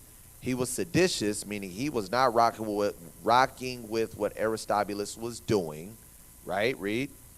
'Tis true that Nicolaus of Damascus says that Antipater was of the stock of the principal Jews who came out of Babylon into Judea. But That assertion of his was to gratify Herod, who was his son, and who, by certain revolutions of fortune, came afterward to be king of the Jews. So it says Nicholas of Damascus says that Antipater was actually a Jew. It says he's of that stock of the Jews who came out of Babylon into Judea. Allegedly, right? But then it says, but this assertion, so this is not facts, this is not true. This Edomite, the assertion of this Edomite was strictly to gratify, meaning to make Herod feel good. Herod was Herod the Great, the son of Antipater. And it says, and who by certain revolutions of fortune came afterwards to be king of the Jews. So Herod ended up being king of the Jews. Of course, he was given that. He was given that authority by Mark Antony, right? Read. Whose history we shall give you in its proper place hereafter. Read. However, this Antipater was at first called Antipas. Antipas, read. And that was his father's name also. Right, Antipas the Idumean. Antipater was once called Antipas the second, but then began to be known as Antipater the first, or Antipater the Idumean. Read. Of whom they relate this, that King Alexander and his wife made him general of all Idumea. And that he made a league of friendship with those Arabians and Gazites and Ascalonites that were of his own party, and had by many and large presents made them his fast friends. Right. So King Alexander Janus and his wife Salome made Antipater a captain, which we read in the scriptures all the time, that or a general. We read in the scriptures all the time, we had Edomites and other nations in our army, right? So Alexander Janus and his wife Salome ended up making Antipater a general. And Hyrcanus ended up being close friends with Antipater. And Antigonus, which was Hyrcanus' nephew, said, you're a sellout, you're a brown noser, this man is using you and you're nothing but his puppet and his slave, right? So, then they got into this whole fiasco. Antipater ended up being assassinated around 43 BC. At which point Herod ended up being friends with Hyrcanus as well. He was in the land with them at the time. That's when Hyrcanus got his ears cut off, sent into prison. Antigonus took over, ran Herod up out of there. Herod got the permission from Mark Antony, came back with the Roman army, beat up on Antigonus, killed him. Mark Antony actually killed him. And Herod began to rule. King Herod. So the book of Matthew chapter 2 that talks about Herod that tried to kill Christ was this Herod, King Herod the Great, that ruled from 37 BC to 4 BC. Let's read about Herod the Great.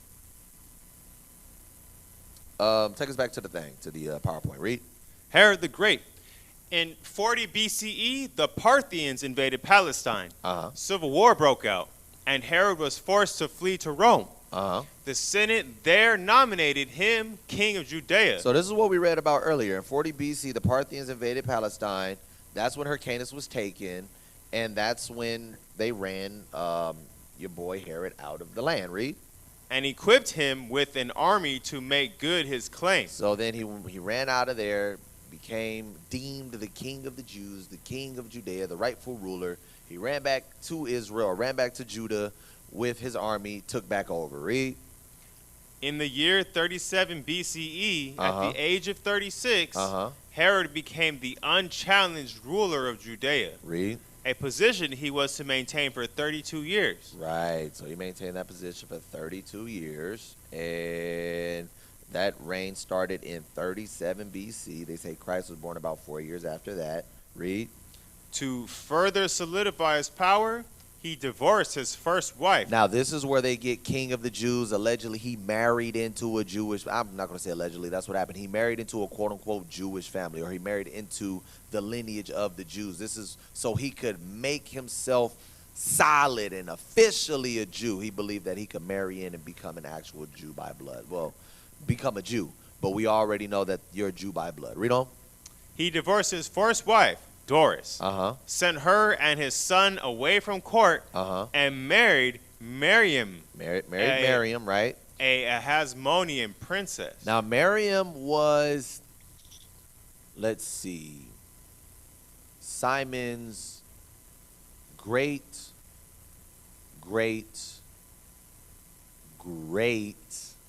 granddaughter.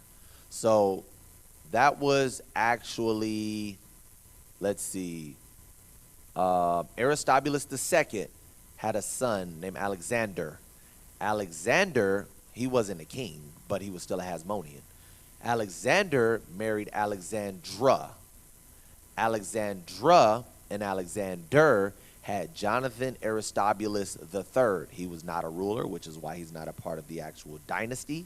Neither was Alexander. He was not a part of the dynasty, meaning he wasn't one of the rulers, but he was still one of the sons, but he never sat on the throne. They had Miriam the First. Miriam the First was a Hasmonean princess who became Herod the Great's wife. Read on. Although the union was directed at ending his feud with the Hasmoneans. So he did this because he was hoping that it would bring peace between these devils and our people. Read. A priestly family of Jewish leaders, he was deeply in love with Miriam. So he was still in love with Miriam. And Herod the Great reigned up until 4 BC. Let me see something. Let me see if I can pull this up real quick.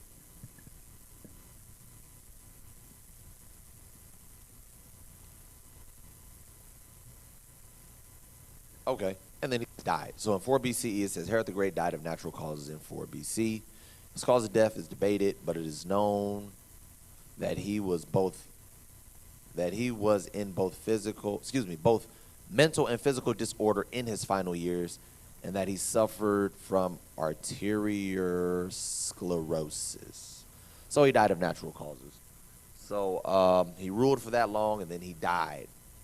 And then comes the final ruler of the Herodian dynasty, Herod Antipas. Let's learn about who this devil is. Read.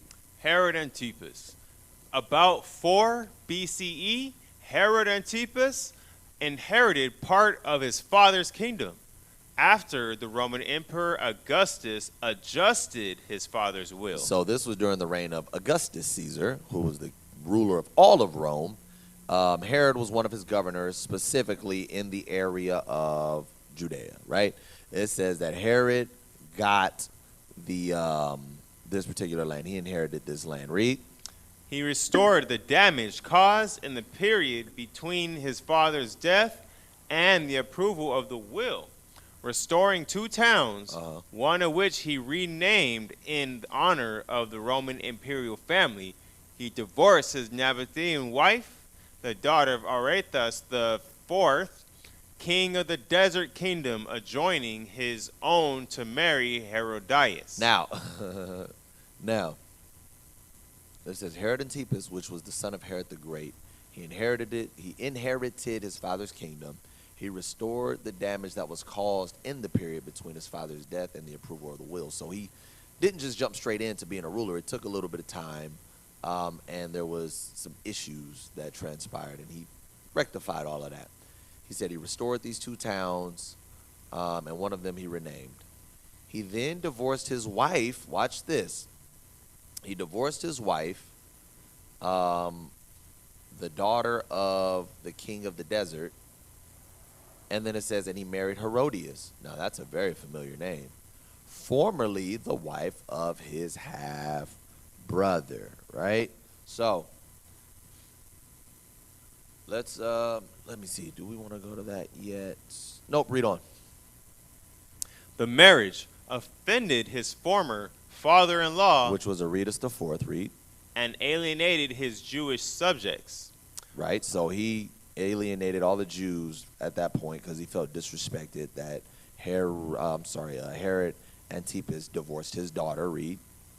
According to Mark 6 and the parallel accounts in Matthew 14, when John the Baptist, one of his subjects, reproached Herod for this marriage. For the marriage of Herodias. Read.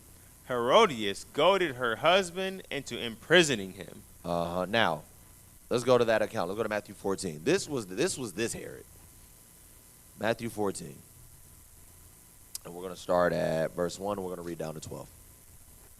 Matthew 14:1. At that time, Herod the Tetrarch heard of the fame of Yahushua, and said unto his servants, This is John the Baptist. He is risen from the dead, and therefore mighty works do show forth themselves in him. For Herod had laid hold on John the Baptist, and bound him, and put him in prison for Herodias' sake, his brother Philip's wife. For John had said unto him, It is not lawful for thee to have her. But and when he would have put him to death, he feared the multitude, because they counted him as a prophet. So he thought about killing him. But he said, these people regard him. They respect him. That wouldn't be wise to do. Read. But when Herod's birthday was kept, the daughter of Herodias danced before them and pleased Herod. Whereupon he promised with an oath to give her whatsoever she would ask. So this man is looking at his own, what is that, niece? It was his wife's daughter, Herodias' daughter. She danced before Herod. Now remind you, Herodias was married to Herod Antipas's half-brother. So she was already married, and his name was also Herod. So she was married to the half-brother.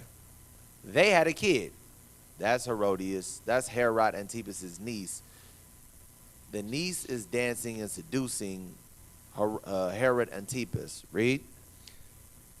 And she, being before instructed of her mother, said, Give me here John the Baptist's head and a charger. And the king was sorry. Nevertheless, for the oath's sake, and them which sat with him at meat, he commanded it to be given her. Right. Read. And he sent and beheaded John in the prison. And his head was brought in a charger and given to the damsel, and she brought it to her mother. And verse 12. And his disciples came and took up the body and buried it and went and told Yahushua. So these Herods are just effing things up. Herod the Great, who was the one that tried to kill Christ, his son is the one that beheaded John the Baptist.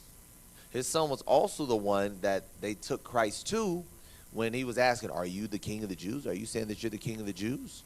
But we're going to read about that too. So these are two different Herods, Herod the Great and Herod Antipas. It says, still unmollified, she inveigled her daughter Salome. Read on. The daughter Salome to ask for the Baptist's head in return for dancing at her stepfather's birthday feast. Right. So stepdaughter / niece, she seduced him, got John the Baptist killed. Read on. Antipas reluctantly beheaded John, and later, when Yahushua's miracles were reported to him, he believed that John the Baptist had been resurrected. Right, so he had heard about what Christ was doing, and he said, oh, snap, John is back to life. Oh, wow. Read. When Yahushua was arrested in Jerusalem, according to Luke 23 account, Pilate, the Roman procurator of Judea, first sent him to Antipas, who was spending Passover in the capital. Now remember, they were practicing the laws of the Jews because they married into the family of the Jews, and a lot of them had already converted, which is why Herod was calling. Herod married Miriam to solidify his position as king of the Jews because his wife was a Jew. So now he felt like he was technically a Jew because he married into the Jews' family, and now he has a son that is the ruler that also believes that he's a Jew, And so, you know, they're keeping the Passover. They're keeping the feast. They're trying to keep the laws of the Most High, right? When we read about the Hasmonians who were converting other people and forcing them to keep these laws. Who was spending Passover in the capital, read. Because Yahushua came from Antipas's realm. Right, so Pilate sent him to Antipas, who was in Jerusalem at the time, to keep the Passover, because Yahushua was from Judah. And it says that's the realm of Antipas. That's where he was ruling, right, read? The Tetrarch was eager to see Yahushua, expecting more miracles, but soon returned him to Pilate, unwilling to pass judgment. Watch this. Let's go to Luke 23.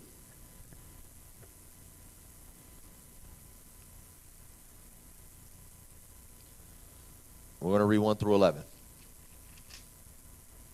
The book of Luke, chapter 23, and verse 1. And the whole multitude of them arose, and led him unto Pilate. And they began to accuse him, saying, We found this fellow perverting the nation, and forbidding to give tribute to Caesar, saying that he himself is Christ, a king. And Pilate asked him, saying, Art thou the king of the Jews? And he answered him and said, Thou sayest it. Then said Pilate to the chief priests and to the people, I find no fault in this man. And they were the more fierce, saying, He stirreth up the people, teaching throughout all Jewry, beginning from Galilee to this place. When Pilate heard of Galilee, he asked whether the man were a Galilean.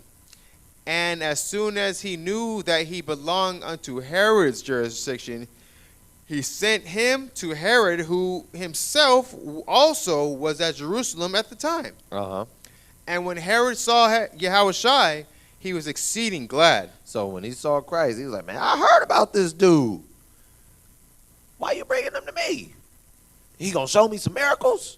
Read. For he was desirous to see him of a long season, because he had heard many things of him. So he was hyped to see him, like, what? I mean, here, what's up? Read. And he hoped to have seen some miracle done by him. So he thought he was in for a show. Read. Then he questioned him in many words, but he answered him nothing. So he was asking Christ a bunch of questions. Christ had nothing to say because he knew what was going on. He knew what time it was. Read. And the chief priests and scribes stood and vehemently accused him. And they was just lying their asses off on Christ. And he just was like, all right, okay. You ain't got nothing to say? Hey, read on. And Herod, with his men of war, set him at naught and mocked him and arrayed him in a gorgeous robe and sent him again to Pilate. And then this bastard sent him back to be crucified and mocked him. Edomites. Even our forefathers were still befriending them. It's a shame.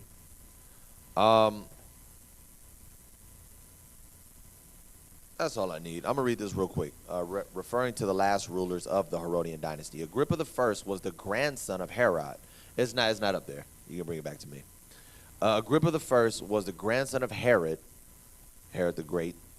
Thanks to his friendship with Emperor Caligula, the emperor appointed him ruler with the title of king over the territories of Herod Philip in 37 CE, which were after Herod Philip's death in 34 CE, shortly part of the Roman province of Syria, and in 39 CE he was given the territory of Herod Antipas. Excuse me, it was Herod Antipas, not Herod the Great.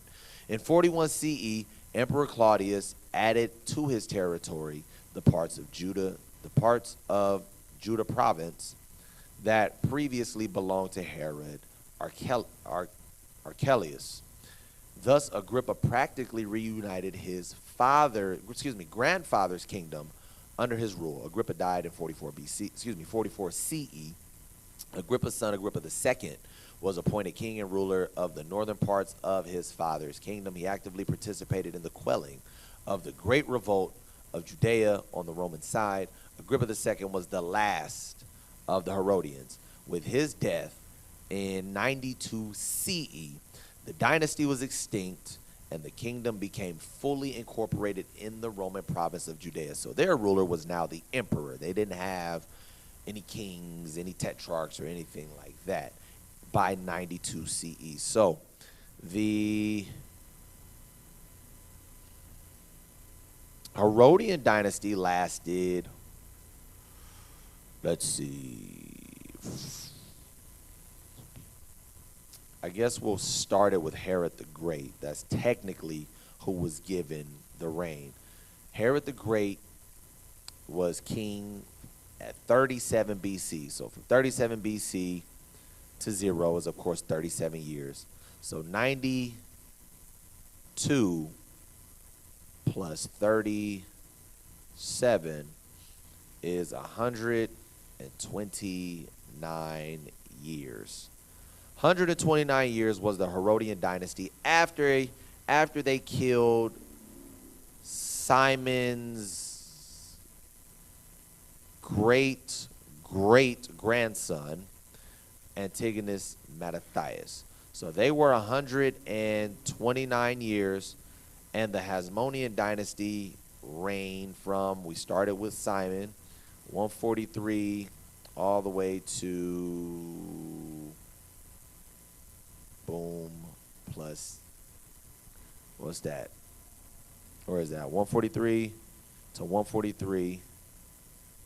Excuse me, 143 to 43 would be 103 plus 7, 109 years. So 109 years, the Hasmonian dynasty, 129 years, the Herodian dynasty.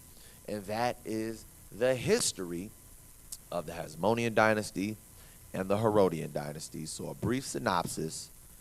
Simon, the technical originator of the Hasmonian dynasty, he was the one that had sons. And from there, you had John Hyrcanus. John Hyrcanus was also a pretty righteous man and put in work.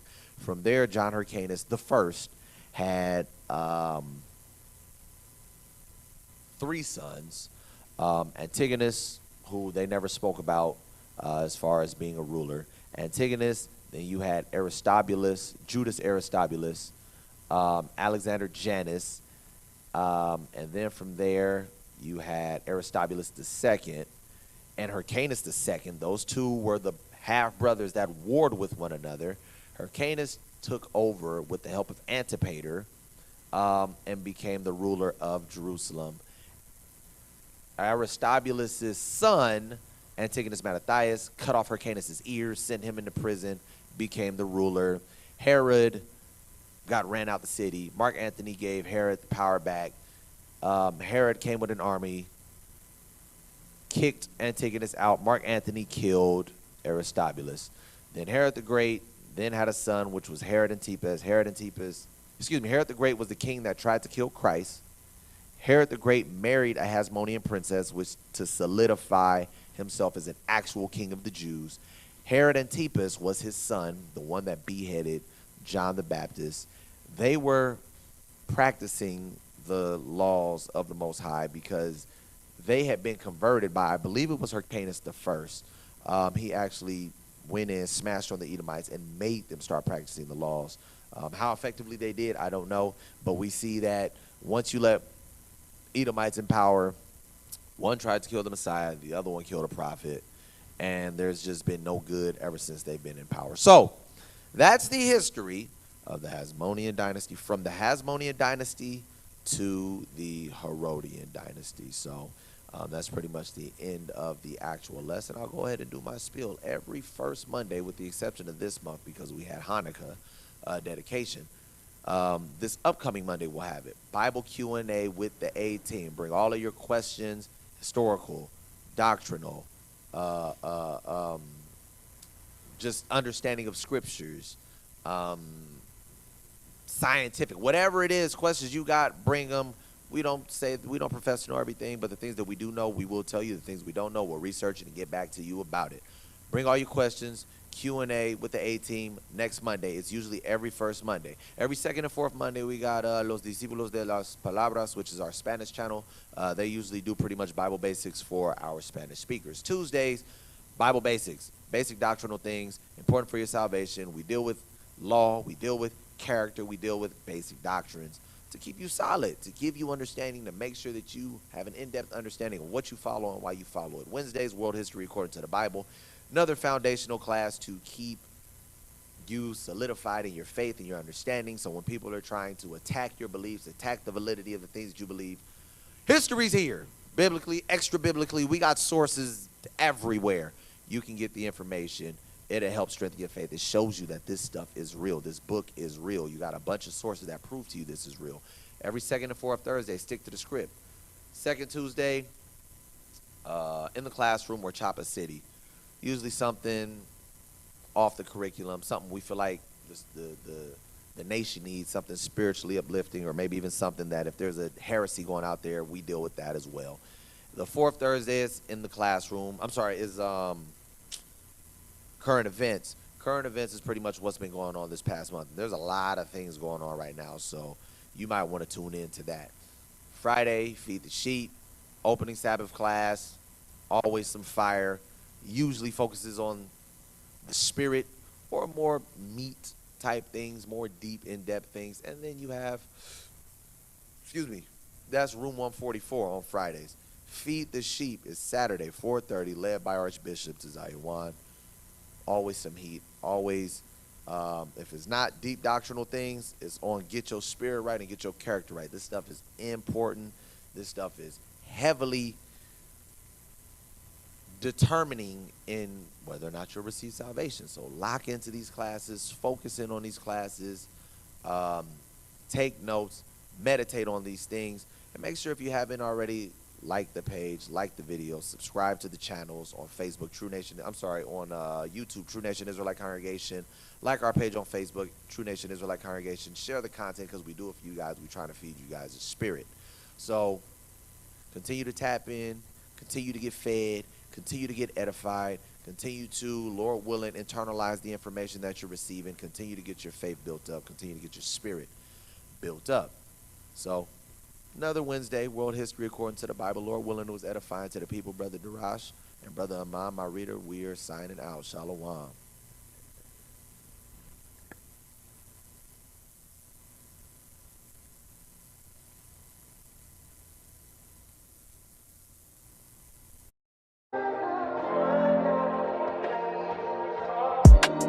After all of the smoke clears, you're right at that we gon' be here. Have the trials, but we faced it. That's why I love you. Love for my nation, love for